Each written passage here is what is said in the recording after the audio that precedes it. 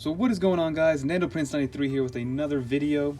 You guys seem to love the beta software update videos, so I'm here bringing you another one. And again, with every single beta update, the changes, especially the ones that you can see and feel or interact with, become more and more incremental. So there's gonna be less visual changes, a lot less things happening in the front end, and everything happening in the back end, just to make sure that everything is running smoothly and we get the best IPadOS experience out there.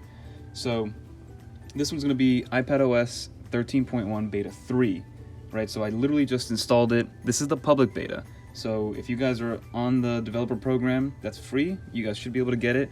And just so you guys can see, I am on version 3.7a. Before we were on 3.7c. So as the betas get more and more finalized and more official, we can start lowering the letters. The next one should be the GM edition, which is the Gold Master edition. And then after that, you get the official release. Also, a nice little segue that the Apple event did just happen. I would love to know what you guys thought about it. Definitely comment below if you guys are going to get any of the Apple products that were announced, whether it is an iPhone or Apple TV or whatever it is. And let me know if you guys want to hear some of my thoughts on what's going to happen, because I'm definitely going to pick up the iPhone 11 Pro. Just debating on whether I want the Pro or the Pro Max. I've had my iPhone 10 for about 2 years now, and I figured it's time to upgrade. Might as well. So let's hop back right into exactly what these changes are. So, to begin with, just so everybody knows, IPadOS is officially going to be released on September 30th, so keep that in mind. I'm going to make a separate video to kind of explain and walk you through exactly how you would prepare and like what you need your device to be set up as. It's like how much space you need, battery, time it takes to install, things of that nature. But just so you know, September 30th, IPadOS and iOS 13 will be released, and everybody will be able to download it, and it will be absolutely pristine, because IPadOS 13.1 is already amazing. And one thing that I got to figure out is if I want to go with the IPadOS official release, do I need to downgrade? Do I just update it normally? I got to figure that out for myself. But if you guys also want a video on how to downgrade, or if you are on the beta 13.1, how to go back down to IPadOS, the normal version, let me know and I'll make a video for you guys. I'll do some research. So first thing that I'm going to mention is, according to the notes, there was 27 known issues/bugs. One of them was resolved, but that's not to say that those 27 issues weren't, made better or touched upon or just ignored. This thing is running amazingly smooth, and that's one thing that I'm going to touch on eventually. But the first thing, they did update the modem again. So again, this doesn't affect me. I'm going off the notes, but especially if you're on iOS 13 and you have an LTE iPad on IPadOS 13.1, there's a lot less confusion. A lot like the last one, there's a lot less confusion from jumping off of Wi-Fi. Let's say you walk out of your house, you jump off the Wi-Fi, and you connect instantly to LTE. Before, people were saying that they had to manually disconnect from the Wi-Fi on their computer, on their iPad, and then it would jump onto the LTE band. Now it should do it seamlessly, automatically. Again, I'm sorry I can't show you because I don't have the LTE version of an iPad.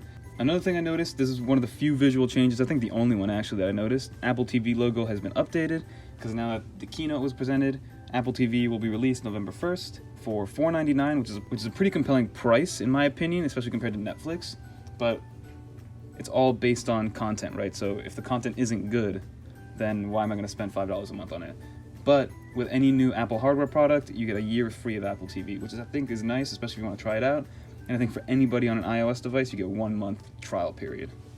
So another thing that I want to touch on is that for some reason Apple hasn't added their new emojis that they promised, which was supposed to be released with iPadOS, which I'm sure will be released on September 30th. But with the 13.1 beta, it's kind of weird that the new emojis haven't been added. So if you guys are missing the emojis or want the new ones, you're going to have to still wait until the official release, most likely. Again, all the Apple Mail issues have been totally fixed. Let me turn this brightness up. All the Apple Mail issues have been totally fixed. It all works very, very well, and I've been enjoying it. Haptic touch has also gotten a lot better, right? So as you guys can see, it's a lot more responsive.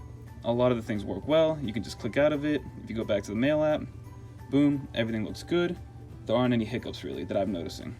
And then overall, the performance has just gotten so much better with the Pro Motion display. I freaking love this iPad, and everything just works a lot more smoothly, right? So everything is working how it's supposed to.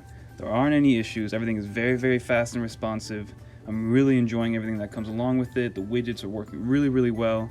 And overall, it's just an amazing experience. And I think once the official iPadOS is released, and a lot of these third-party applications start adopting those iPadOS features, as in, having the same instance of the same app, or having different instances of the same app, especially for Microsoft Suite products, and maybe Google Chrome becoming a full desktop browser experience, this thing is just going to continue to get better.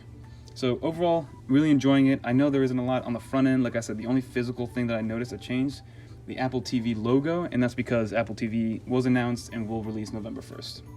But that's going to do for this video. Hopefully this helps somebody out. If you guys aren't on the iPadOS beta yet, I suggest just waiting at this point. But if you can't wait, because I still think it's about 18 days away, then just hop on the beta software. It's free. Public, you'll get up to 13.1 beta 3, so everything is working smooth. I would say that you should not be scared to go with the beta, in my opinion. That's going to do it for this video. If you guys have any suggestions, any comments, comment below.